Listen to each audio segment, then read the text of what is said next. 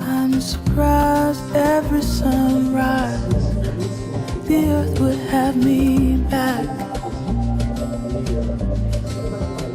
Surprised my knees hold me up, that it's not all gone black. And I'm sure by nightfall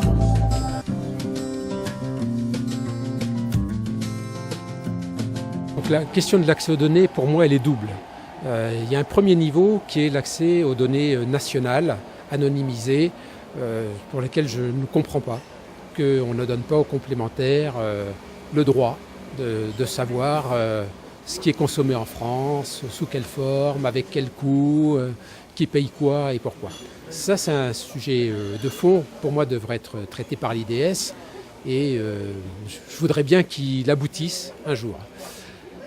Il y a un deuxième sujet sur l'accès aux données, c'est que pour une complémentaire, il ne suffit pas d'accéder à ces données nationales, il faut qu'il accède aussi à des données ponctuelles, ce que Christian Babuzio appelait données de soins, pour pouvoir exercer son métier de complémentaire santé. Pareil pour nos plateformes, ce qui veut dire qu'on a besoin à un certain moment de savoir que c'est tel défaut visuel, c'est telle dent, ça. Et cette donnée-là, elle permet d'effectuer un remboursement dématérialisé à des coûts acceptables. Donc il y a bien deux dynamiques. Il y a une dynamique nationale de connaissances et il y a une dynamique individuelle ponctuelle qui est liée à l'exercice du métier de financeur de soins.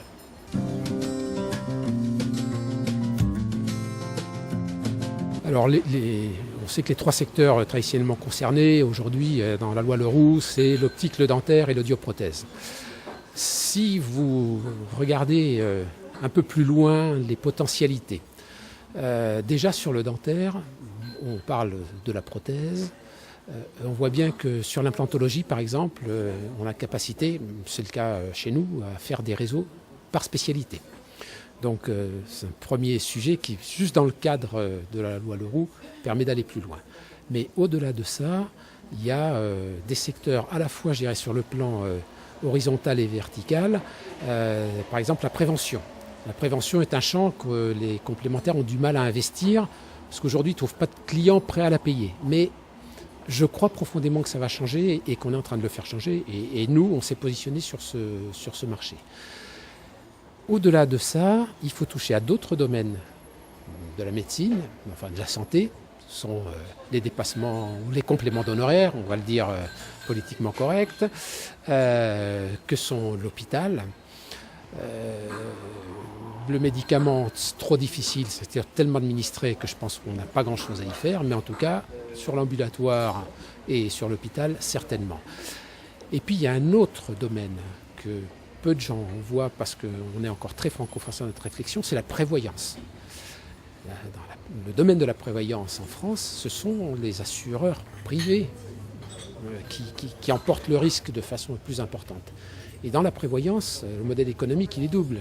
Il repose sur la gestion des arrêts de travail, dans lequel on a déjà commencé à mettre du contrôle, mais une partie des dépenses de la prévoyance, c'est aussi de la santé. Et donc, attaquer la santé par la prévoyance, là où on est le premier payeur, c'est peut-être une façon intéressante de regarder l'avenir.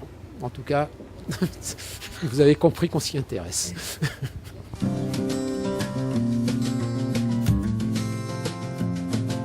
Voilà, vous me posez une colle, hein. Très honnêtement. Moi, je crois à un modèle de santé en France qui devrait avoir un cadre régalien, clairement défini,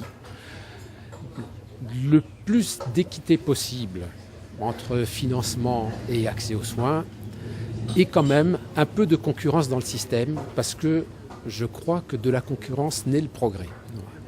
Aujourd'hui, ce qui me gêne dans notre système de santé, c'est qu'il n'y a pas de cadre régalien, autre qu'un modèle économique qui s'applique depuis tout en haut, qui descend, on ne sait pas trop comment, que la concurrence dans le système, on n'est pas capable de l'organiser, il n'y a que les complémentaires qui l'organisent, ce n'est pas suffisant, et que finalement l'équité, elle n'est pas respectée.